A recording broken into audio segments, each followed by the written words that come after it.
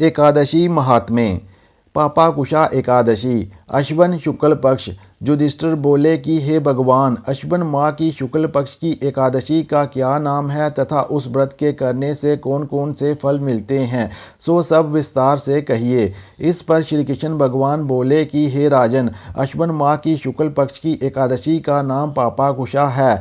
इसका व्रत करने से समस्त पाप नष्ट हो जाते हैं। इस एकादशी के दिन मनवांछित फल की प्राप्ति के लिए श्री विष्णु भगवान की पूजा करनी चाहिए। जो मनुष्य कठिन तपस्याओं के द्वारा फल प्राप्त करते हैं, वह फल इस एकादशी के दिन क्षीर सागर में शयन करने वाले भगवान विष्णु को नमस्कार कर देने से मिल जाता है। जो मनुष्य शंख और चक्रधारी विष्णु भगवान की शरण में जाते हैं, उसे यम यातना नहीं मिलती। जो पापी मनुष्य अनायास इस एकादशी का व्रत करते हैं, उन्हें जम के दुख नहीं मिलते। जो विष्णु भक्त शिव जी की निंदा करता है अथवा जो शिव भक्त विष्णु भगवान की निंदा करता है, वह दोनों नरक को जाते हैं। 1000 अश्वमेध यज्ञ और 100 राजसूय यज्ञ का फल इस एकादशी के व्रत के फल के 16वें हिस्से के बराबर भी नहीं होता। अर्थात एकादशी व्रत के समान संसार में अन्य कोई दूसरा व्रत नहीं है।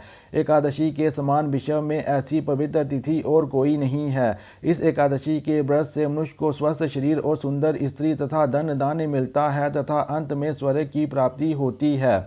जो मनुष्य इस एकादशी के व्रत में रात्रि को जागरण करते हैं, उन्हें बिना किसी रोग के स्वर्ग मिलता है।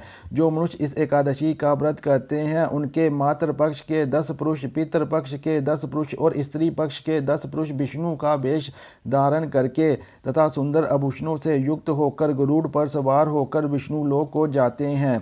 जो मनुष्य एकादशी के दिन भूमि, गो, अन्न, जल, उपना, वस्त्र, छत्र आदि का दान करते हैं, उन्हें यमराज के दर्शन नहीं मिलते हैं। दरिद्री मनुष्य को यथाशक्ति कुछ दान देकर कुछ पुण्य अवश्य ही अर्जित करना चाहिए। जो मनुष्य तालाब, बगीचा, धर्मशाला, प्याऊ, अन्न क्षेत्र आदि बनवाते हैं, उन्हें यम के दुख नहीं मिलते। वह मनुष्य इस लोक में स्वस्थ और दीर्घायु वाले होते हैं तथा धन धान्य से पूर्ण होकर सुख भोगते हैं तथा अंत में स्वर्गलोक को जाते हैं। हे राजन, इन सबका सारांश ये है कि जो मनुष्य धर्म का कार्य करते हैं, उन्हें सुख मिलता है और जो अधर्मी हैं, उन्हें दुर्गति भोगनी पड़ती है। कथा सार, व्यक्ति को चाहिए कि वह पापों से बचने का दृढ़ संकल्प करे। यूं तो भगवान विष्णु का ध्यान स्मरण किसी भी रूप में सुखदायक और पापनाशक है, किंतु एकादशी के दिन भगवान का स्मरण कीर्तन सभी क्लेशों व पापों का नाश कर देता है।